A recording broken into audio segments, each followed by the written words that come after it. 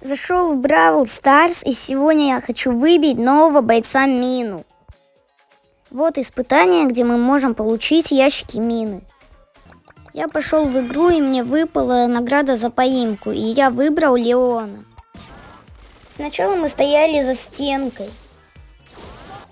но я решил убить Нани, и у меня это получилось.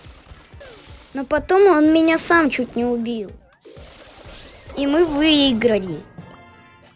Но из ящика мне ничего не выпало.